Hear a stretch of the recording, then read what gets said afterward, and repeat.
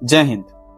आज हम शिक्षा पर विश्लेषण करेंगे, क्योंकि शिक्षित व्यक्ति जो होते हैं हमारे देश, हमारे समाज, हमारे आसपास के एरिया को सुव्यवस्थित करना उसका काम होता है।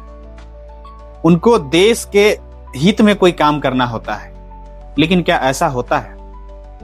इस देश के अंदर, इस राज्य के अंदर शिक्षित व्यक्ति भी अच्छे रास्ते पर नहीं चलते हैं, बल्कि वो भी स्वार्थी हो चुके हैं और अपने लिए जीते हैं। ऐसे कहें, अब कहेंगे कि सर ऐसा क्यों कह रहा हूं? इस बिहार राज्य के अंदर, इस देश के अंदर गरीबों की एक अलग जाति है और अमीरों की एक अलग जाति है। और इस देश के अंदर दो ही जाति है, एक अमीर और दूसरा गरीब। और यहां पर अमीर भी पढ़ते हैं, गरीब भी पढ़ते हैं। लेकिन इस बिहार राज्य के अंदर 90% लोग गरीबी के चक्रव्यूह में फंसा हुआ है।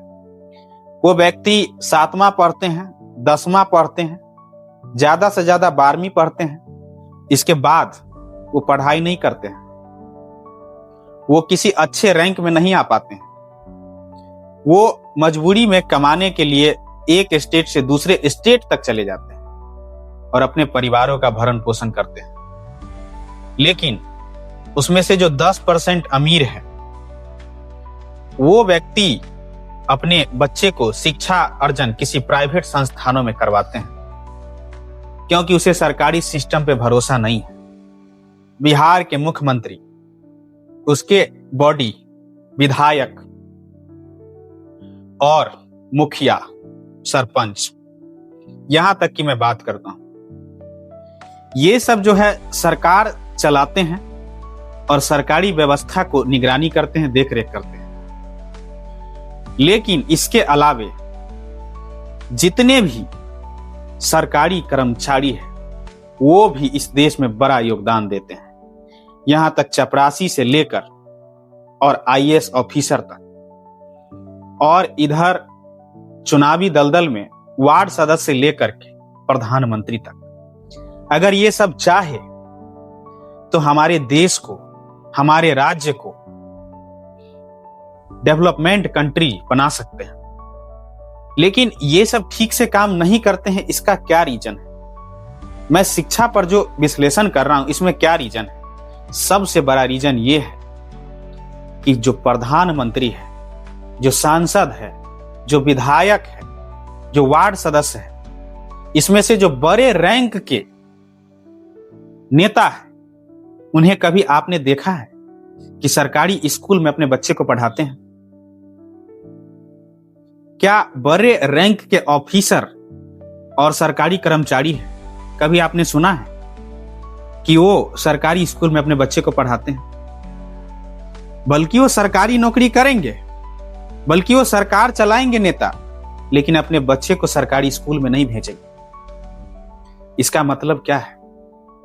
इसका मतलब तो ये हुआ कि वो अपने स्वार्थ के लिए, रुपया पैसा कमाने के लिए ये नेताओं का ढोंग करते हैं, वो ऑफिसर का ढोंग करते हैं। सरकारी कर्मचारी अपने स्वार्थ के बारे में सोचते हैं, देश के बारे में तो नहीं सोचते हैं। अगर यही लोग सरकारी स्कूल में बच्चे को नहीं पढ़ाएंगे तो इस देश के अंदर कोई ऐसा व्यक्ति नहीं है, कोई ऐसा भगवान नहीं है जो इस देश के शिक्षा व्यवस्था को सुधार दे। कभी नहीं हो सकता। और ये अगर चाहे कि सरकारी स्कूल ठीक हो, तो आप सरकारी स्कूल में सीसीटीवी कैमरा लगवाइए। अगर ये चाहे तो सरकारी स्कूल में हाजिरी बने तो आप फिंगरप्रिंट मशीन दीजिए। और अगर आप सरकारी स्कूल में सरकारी कर्मचारी अपने बच्चे को नहीं पढ़ा सकते हैं, अगर सरकारी स्कूल में प्रधानमंत्री या मुख्यमंत्री या सांसद या विधायक अपने बच्चे को नहीं पढ़ाते हैं, तो फिर वो सरकार में क्यों अपना काम करते हैं?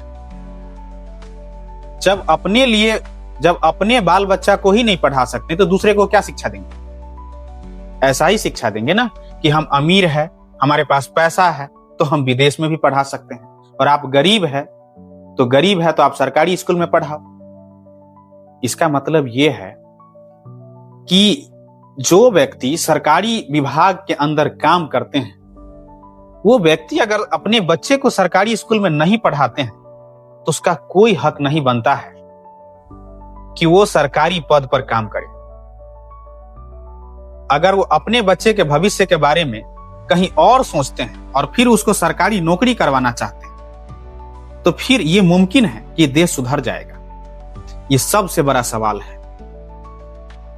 और अगर सीसीटीवी कैमरा हर सरकारी स्कूल में लगता है, अगर फिंगरप्रिंट सरकारी स्कूल में लगता है, अगर सरकारी स्कूल में सरकारी अधिकारी और नेताओं के बच्चे सरकारी स्कूल में पढ़ते हैं तो सुधारने की कोई जरूरत नहीं है। ऑटोमेटिक शिक्षा व्यवस्था सुधर ही जाएगा।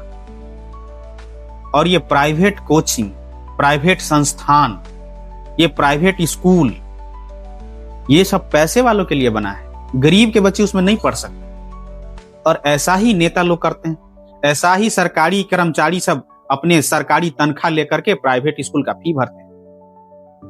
लेकिन गरीब का सरकारी स्कूल में भी पढ़ना मुमकिन हो जाता है। मुश्किल से वो 10वीं 12वीं कर लेते हैं, 5वीं 6वीं पढ़ लेते हैं। और दूसरी बात है कि हमारे देश के अंदर जनसंख्या नियंत्रण भी लागू होना चाहिए। हमारे राज्य के अंदर भी जनसंख्या नियंत्रण लागू होना चाहिए।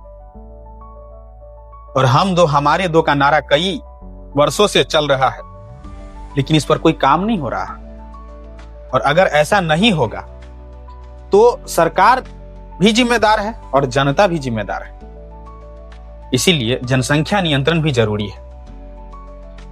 देखो, मेरा कहना था सरकार करे या न करे उससे मुझे मतलब नहीं है, क्योंकि कल इसी सच्चाई के खिलाफ मुझे जेल में डाल देंगे तो हम क्या करेंगे। यहां सच की आवाज को दबाया जाता है। यहां सच का साथ देने वाला कोई नहीं है। ऐसे लगता है कि लोग स्वार्थी हो गया है, अपने लिए जीता है। लेकिन हम तो कहते हैं कि जब तक जीना चाहिए इंसान को, तब तक वो अपने देश के लिए जिए, अपने समाज के लिए जिए, जनता के लिए जिए। तभी देश जागरूक होगा, जनता जागरूक होगा। लेकिन लोग कहेगा कि हमें अपने से मतलब है, हमें पराया से कोई मतलब नहीं है, तो फिर देश को सुधारना भी मुश्किल हो जाएगा।